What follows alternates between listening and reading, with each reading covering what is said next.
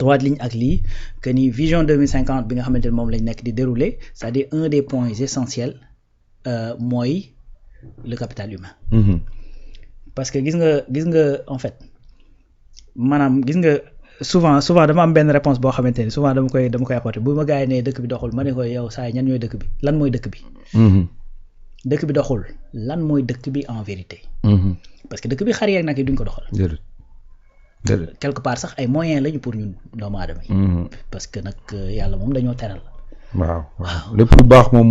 dañoo teral ba teral ñu ay borom bakkan. comme ñu naan tu vois donc dëkk bi c'est toi c'est moi Ndiaga gars yi nekk ci cat bi ñu nekk en sous-marin. ñu nekk bitim réew ñu nekk ci biir réew te nekk doomu réew mi et cetera c'est-à-dire ñooñu ñooy constituer dëkk bi donc dëkk bi su doxulee c'est-à-dire ñooñu ñoo ko doxalul.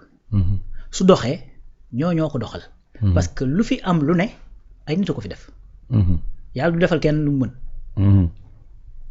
donc nit ñooñu kon su fekkee da ngaa bëgg am foo bëgg a yegg ak ñoom.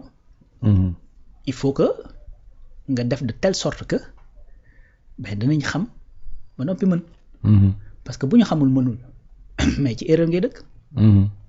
ci erreur ngay dëkk. voilà parce que xam-xam daa jiitu ci lépp. parce que sinon booy def à l'aveugle di tëlëx effectivement mën ngaa def ba lor sa bopp. wala loraale ñeneen. xam-xam alors dafa baax parce que ci biir xam-xam googu dafa am beneen cadre beneen aspect boo xamante ni ki xam mooy mën a ràññaatle lan mooy lu éthique ak lu éthiqueul. de ce fait que buy jëf dana mën a xam lan la war a jëf lu baax ak luy am njariñ ak lan la war a moytandiku. science sans conscience n'est que ruse de l'âme comme disait rappelé. donc Sëñ Tuubaa di wax ne jëf ju ne balaa nga koy jëf nañ ci jiital xam-xam. kon xam-xam dafa nekk lu essentiel. d'ailleurs yàlla sax dafa ne xam leen ma balaa ngeen may jàmm effectivement. tu vois donc xam-xam moo jiitu ci lépp. mais xam-xam googu c'est-à-dire amul njariñ su fekkee doo ko mën a matérialiser doo ko jëf. sëñ Baye dafa mës a laaj Serigne Sall ko bu ñu doon jox ay numéro xam-xam ak jëf ban la ñuy jox numéro 1 bu ñuy jox numéro 2. mu ne ko bu ñuy jox numéro dañuy jël numéro 1 ñu jox ko xam-xam. jël numéro 2 jox ko jëf. waaye numéro 1 mënta am njariñ su ànd ak 2 su ànd ak jëf. li tax may wax lii mooy y a une différence entre la connaissance et la compétence. damay ñëw après ci formation professionnelle. parce que pourquoi ñu koy tuddee formation professionnelle pourquoi tuddee wuñ ko formation tout court. am na formation continue am na professionnelle. donc connaissance dafa am mais connaissance bu ñuy jëf régulièrement mooy aboutir ci compétence. c'est ça qui fait la différence entre ki nga xamante ni jàng na ba yee ay kayitam. ak ki nga xamante ni dafay liggéey. muy professionnel. muy le professionnel. c'est-à-dire kii bu ñëwee di ko théoriser kii da koy jëf. kon bitu def la ci yow def ci sa bopp xam-xam mooy pour après nga matérialiser ko jëf ko ngir mu mën a def ay jeexital. donc mooy def ci yow compétence mooy nga mën a appliquer sa connaissance pendant un certain temps pour que ñu ne diwkat mën na léegi. donc bu demee ba yenn kii ñu ne woy expert la et cetera ki demee noonu. effectivement. donc loolu mooy li nga xamante ni moom la Ousmane di junj parce que Afrique li ñu soxla mooy est-ce que quelqu'un boo xamante ni day mel ni rawaan à longueur de journée mu toog di théoriser naan Afrique dañoo war a libre. plutôt que benn Moussa boo xamante ni moment bi rawaan di wax naan Afrique daa war a libre dem na Sandaga créé na boutique am wala boog boutique mbaggam finalement créé na boutique employé na ñaari booy ña nga fay nekk. booy yooyu ña ngay jël en charge seen famille et cetera. li ngay expliquer noonu moom mi ngi koy def déjà sur le terrain. tu vois. wa ilaa benn jeune boo xamante ni dañ koy jël yóbbu ko en classe former ko mu daal di am ay compétences je prends toujours l'exemple de Ndiaga mii fi ne. Ndiaga il est en anglais. la nekk à l'université. mu ngi def nii L2 en anglais. pourtant mi ngi fii di liggéey ci ñoom. à la régie. qu'est-ce qui lui a permis. à un certain moment dafa dem defi formation professionnelle boo xamante ni daf koo jox métier. donc au même moment bi nga xamante ni mi ngi université di jàng pour am ay diplômes universitaires. ay diplômes supérieurs en ce même moment mais mi ngi mënal boppam. parce que il a un métier. il s'autogère effectivement. loolu mooy solos formation professionnelle. et que si c'est bien fait et que ñu def ko ni ñu ko war a defee dadul empêcher sax le fait que nga def après une formation continue. Ndiaga encore def na formation am na métier terew kaa dem université. kon l'un n'empêche pas l'autre solo si nag fi mu amee mooy que ni université lii dëgg tey dëgg mooy université c'est pas fait pour tout le monde. am na ñoo xamante ne moralement mun ñoo dékku université parce que boo fa demee nit ñu bari ñi et cetera. am na ñoo xamante ne seeni capacité ils sont plus manuels ils sont plus techniques que cérébral. loolu dafa am. y en a d'autres ñu nga xamante ne nag ils sont plus cérébrales c'est-à-dire c'est des gens yu nga xamante ni ils doivent réfléchir à de grands concepts théoriser de grandes choses et cetera. c'est que l'université en réalité c'est quelque chose d'élitiste boo ko waxee nag mën na mel ni comme si da ngay segg ñenn ñi. mais c'est ça la réalité c'est-à-dire dafa am benn catégorie boo xamante ni ñoo war a dem ba foofu d'ailleurs regarde ñiy dugg école ak ñiy dem université. tu vois les filtres. effectivement ba ba ñuy yegg université. mën ngeen ñëw première année vous êtes 2000 et quelques. man sama première année géographie on était 2600 et quelques. yaa ngi dégg mais les gars yi nga xamante ne dem nañ ci ba doctorat wala thèse mais dañ leen di compter parce que doigt de la main. effectivement. donc kon dalay leer ni yenn niveau d'études yi c'est pas fait pour tout le monde mais léegi nag entre temps il faut nga def loo xamante ni bu gars yi génnee duñ nekk ñoo xamante ni dañuy toog di waxtaanee rek naan yëf yi nii la war a demee. dañuy nekk ñoo xamante ni dañuy dem jëf ni yëf yi war a demee. loolu nag formation professionnelle moo ko mën a kii te encore une fois sànq maa ngi lay wax naan la plupart du temps des choses yu nga xamante ni da nga koy inventer de nulle part. c'est déjà éprouvé am na ñoo xamante ni jaar nañ ci régler seen problème. tu vas en Allemagne dañ def formation boo xamante ni da ngay cumuler école ak entreprise. c'est-à-dire booy pare di yor sa diplôme tu es déjà opérationnel fii Sénégal da ngay gis ko yor maîtrise bu demee ci entreprise day dem stage. day dem en stage. dañ koy former te bu ñu lay former souvent problème boobu am bu ñu lay former l'entreprise perd du temps. et le temps pour l'entreprise c'est des sous. c'est des profits. parce que moment bi nga xamante ni mi ngi lay allouer kenn pour mu lay suivre. kooku moment bi mu lay suivre ben mi ngi bàyyi liggéey bu mu waroon def. kon en vérité da nga koy def parce que t'as pas le choix. tu aurais préféré yow en tant qu'entreprise nga am koo xamante ni pare na pour ñëw liggéey plutôt que stagiaire boo xamante ni da nga koy former. loolu encore une fois moom la allemand yi def et ils l'ont réussi. Japon c'est la même chose en Chine c'est pareil demal au Canada. il y a ce qu'on appelle les cégep. cégep c'est-à-dire boo amee comme fii niveau BFM. mën nga dem comme si booy dem lycée. niveau lycée la. équivalence bi fii. niveau bi ngay defee terminal. c'est-à-dire fële au Canada bu fekkee Sénégal yaa ngi def terminal. bu fekkee au Canada da nga jaar ci cégep niveau bi ngay def terminal tu as un métier. le Sénégalais a un baccalauréat. ñu daal ko koy feetal ci koñ bi yëpp defal ko arrosage. yaa ngi dégg wax bi voilà donc mu nekk star koñ bi pendant une semaine ou deux. bu njëkk noonu la doon demee léegi sax c'est un peu plus démystifié. mais par contre yow c'est-à-dire vous êtes en train de fêter koo xamante ni maanaam dafa war a dem jàngiwaat quoi c'est-à-dire. làkk rek mënul la jàng alors que en ce même moment le jeune Canadien est déjà opérationnel. léegi yow boo demee université def 4 ans c'est-à-dire moom déjà il a 4 ans d'expérience professionnelle kooku mënu leen tolloo. non. te 4 ans d'expérience am yooyu bis bu demee ba gis ne kat li muy liggéey c'est-à-dire emmagasiner ci le maximum possible. et que pour plus d'épanouissement professionnel pour plus mu gën a am benn envergure intellectuelle il faut mu dem defi formation continue. day demaat à l'université. du ko gàllankoor. te boo ñëwee à l'université c'est-à-dire su boobaa tu deviens plus performant xam nga lu tax parce que lu bari xëy na looy jàng ci université day fekk éprouvé nga ko déjà sur le terrain. donc learning by doing. très bien donc tu deviens plus efficace. kon formation professionnelle loolu mooy njariñ li c'est double mooy day mën a permettre nit ki ci boppam teel a autonome. pour mën a mënal boppam. ñaar day permettre état ci boppam la muy génne di ko dugal ci formation xale yi. mu mën ko amoindrir quelque part. parce que très tôt la muy dugal ci yow war koo poursuivre ba université. pendant 4 ans 5 ans. 4 ans 5 ans yooyu dana ko wàcc. dans un premier temps yow boo opérationnel bay liggéey. mais dana jël ci yow ay impôt ci say salaire. boo dee prestataire muy jël ci yow 5%. kon dans tous les cas c'est-à-dire fi état mën a gagner encore une fois surtout sunu réew yi nga xamante ne tout est à faire. il nous faut des gens qui sont opérationnels le plus tôt possible. le plus tôt possible à 18 ans 20 ans tu es déjà opérationnel. fii ngay gis Sénégal ku am 26 ans 27 ans mosut am stage. waxuma liggéey de. stage mos koo am. da ngay gis ko am 30 ans de doog a am sa premier job. wala 32 ans ngay soog a am sa premier job. effectivement ouais. mais loolu c'est du gâchis alors que yow le Canadien il a bossé 12 ans déjà. 12 ans kooku su ngeen ñëwee par exemple daje ci marché de l'emploi wala ngeen daje ci marché wala ci création de valeur. mais da lay damer le pion.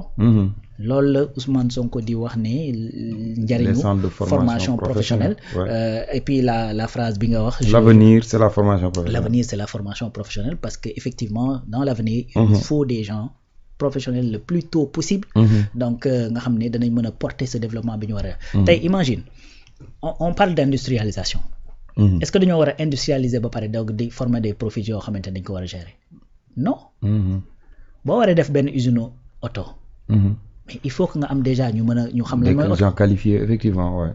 boo waree defar usine boo xamante ne day def phosphate ak et cetera. mais avant que l'usine ne démarre il faut que nga am ñoo xamante ne mën nañ fa liggéey. ainsi de suite te tey bu ñu démarrer par benn li ñuy ñaan mooy am beneen. am beneen ak beneen ak beneen donc formation professionnelle loo xamante ne la mënta ñàkk ci réew. et puis à un certain moment il faut prioriser loolu xam ni ñëpp defuñu leen pour di dem à l'université. donc université c'est-à-dire nombre bu restreint ñoo fa war a dem. ñu ci bari avant l'université dañoo war a opérationnel dañoo war a mën a jariñ réew mi sur le plan professionnel ci liggéey yu demee noonu. donc loolu nag li koy mën a permettre tout simplement mooy def ay centres de formation. et l'exemple nous est donné par les métiers du pétrole. di nga gis xam ne ñu bari dem nañu reconvertiru di jàngi ji li nga xam ne mooy les métiers du pétrole.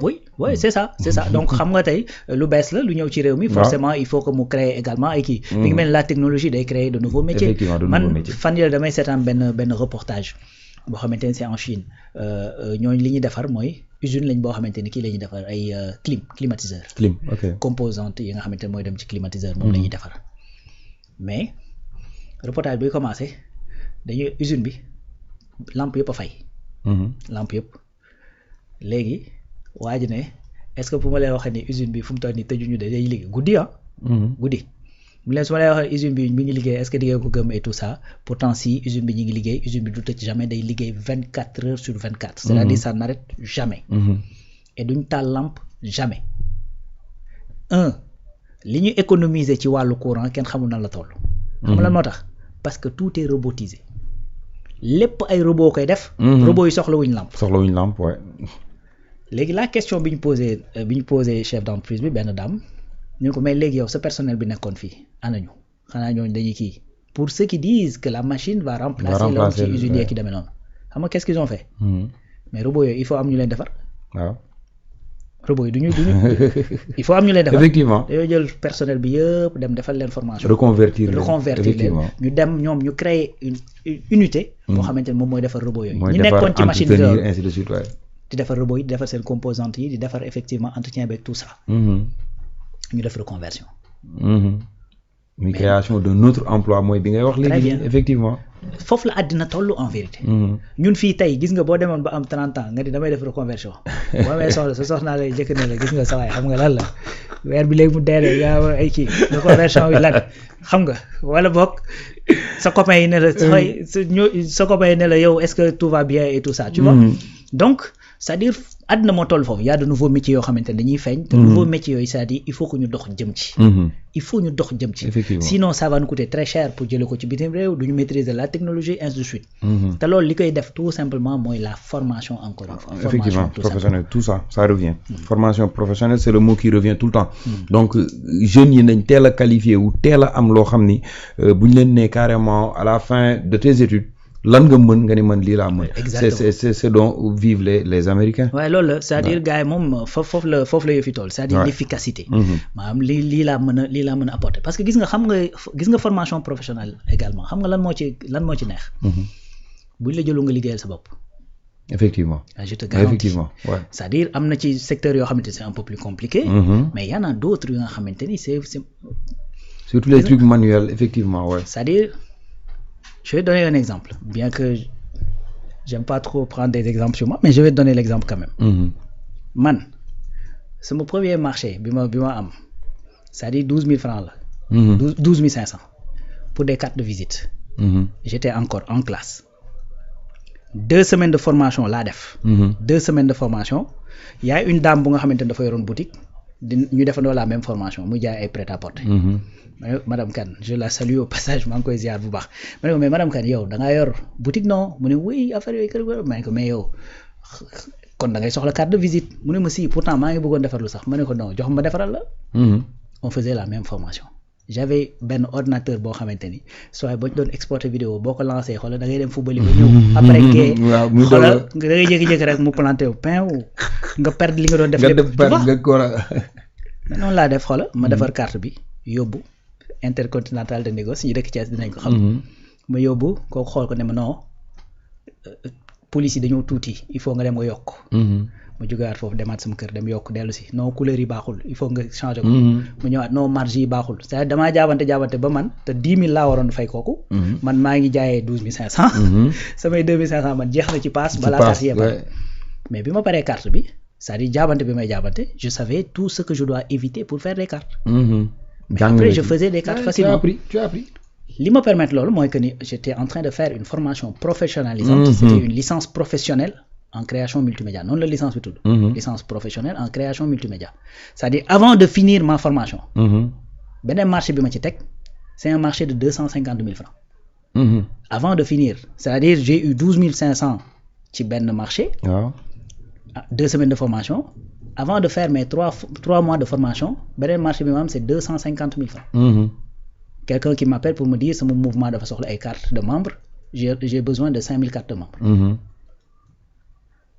après laajaale ma ndax mën nga defar site internet ma ne ko waaw boobu je savais même pas faire des sites internet ma ne ko waaw parce que boobu à l'époque su ma gisee HTML sama bopp day metti dama naa wax lii du ma ko mës a mën bi mu na waxee loolu ma ne ok mën naa ko mu commandé ma 3 sites internet 3 je te garantis gis nga la première maquette bi ma ko jox bi mu xoolee maquette bi saa yi daf ma waasaw non lii baaxul marge yi nii affaire yi il faut de la cohérence il faut que mu am harmonie il faut mu nangam et cetera c'est sama benn kii la bu nekkoon États-Unis quoi donc mu ngi noonu mais après je suis reparti sëgg sur Google télécharger samay template nekk ci bi ma ko présenter l'autre maquette ben une semaine après je reçois un appel allô Rawane ça va comment tu vas et cetera oui ça va bien et cetera je suis madame telle présidente de telle benn association bu mag diw moo ma jox sa numéro on a besoin de quelqu'un qui nous accompagne pour nos supports li ma lay wax nii j'avais pas encore terminé la formation ouais. donc kon man mii Ndiaga mii fi ne on est des exemples parfaits de formation professionnelle li nga xamante ni mën na la ko jàppale ci autonomie déjà effectivement et puis loolu moo dox ba tey ma mën a am ay voilà donc mën a dugg ci d'autres horizons effectivement donc lii mooy njariñ li c'est-à-dire voilà un exemple concret de li nga xamante ne formation professionnelle moom la mën a jariñ quoi effectivement li duuf ci nag bi xajandoowul ci cin bi comme le disent les Wolof quoi mais bon on va prendre le meilleur pour beneen jour